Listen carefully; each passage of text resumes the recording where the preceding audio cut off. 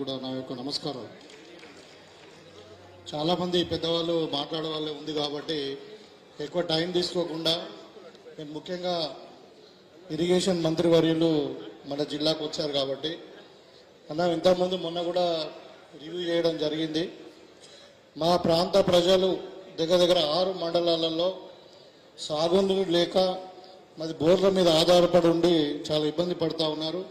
మరి అప్పుడు పెద్దలు రాజశేఖర రెడ్డి గారి టైంలో మరి ప్రాణహిత చేవల్ల 2021 ప్యాకేజ్ 22 కూడా కామారెడ్డి వరకు ప్రారంభించి మరి పెద్దలు సుదర్శన్ రెడ్డి గారు మంత్రివర్యులుగా ఉన్నప్పుడే దగ్గర ఒక 80% కంప్లీట్ అయింది.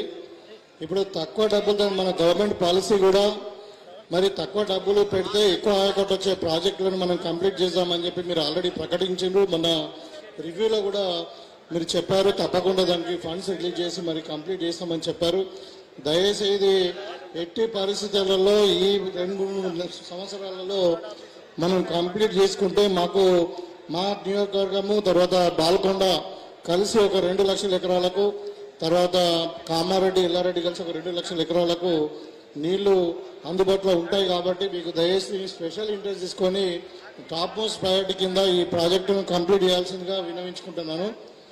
అదేవిధంగా ఇంకొకటి గుత్పా ఎక్స్టెన్షన్ లిఫ్ట్ ఉంది, అది ఆల్రెడీ అది కూడా 90% వర్క్ అయిపోయింది. కొద్దిగా ఒక 2-3 కోర్స్ ఇస్తే ఒక 3,000 ఎకర్స్కు మరి ఆయకట్టు దొరుకుతుందని అది కూడా మీరు మనసులో పెట్టుకొని చేయాలని చెప్పి కోరుతూ, ముఖ్యంగా ఇప్పుడు అగ్రికల్చర్ మంత్రి గారు ఉన్నారు ఇక్కడ. మేము ఆల్రెడీ ఒక రికమెండేషన్ ఇచ్చాము. మా జిల్లా నిజామాబాద్ జిల్లా అంటే రైతులకు పెట్టింది పేరు. మరి ఇక్కడ పసుపు పండిస్తారు, ఎర్రజొన్నలు పండిస్తారు, మక్క పండిస్తారు, మరి వరి పండిస్తారు, అన్ని రకాల పంటలు ఇక్కడ పండుతాయి. కాబట్టి మరి అన్ని జిల్లాలలో అగ్రికల్చర్ కాలేజ్ ఉంది. మరి మాకు నిజామాబాద్ జిల్లాలో ముఖ్యంగా నిజామాబాద్ రూరల్లో అగ్రికల్చర్ కాలేజ్ ఏర్పాటు చేయాలని చెప్పి దానికి సంబంధించిన ఎన్ని వందల ఎకరాలైనా కానీ మేము ఇవ్వడానికి సిద్ధంగా ఉన్నామని చెప్పి మీకు ఆల్రెడీ రికమెండేషన్ కూడా ఉంది. దయచేసి ఈ మీటింగ్లో మీరు ప్రకటిస్తారని చెప్పి నేను కోరుకుంటా ఉన్నాను. అదేవిధంగా మరి కొన్ని సొసైటీ కూడా డివిజన్స్ అడుగుతా ఉన్నారు, అది కూడా మీకు రిప్రజెంటేషన్ ఇస్తాం, తప్పకుండా చేసి పెడతారని చెప్పి.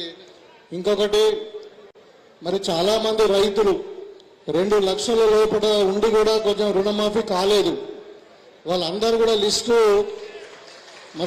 లిస్టు మీకు ప్రభుత్వానికి పంపించాం.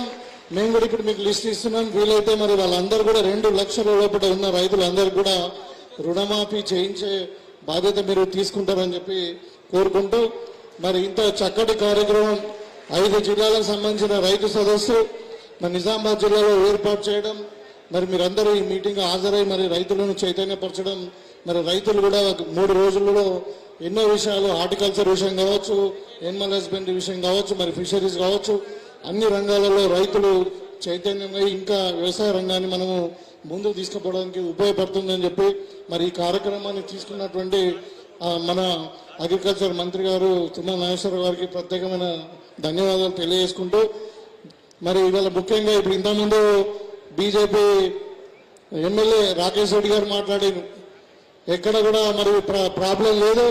ఇవాళ రైతులకు వరి పంట కొనుగోలు గతంలో ఏం జరిగిందో మీకు అందరూ కూడా తెలుసు. 10 కిలోలు కట్ చేసారు.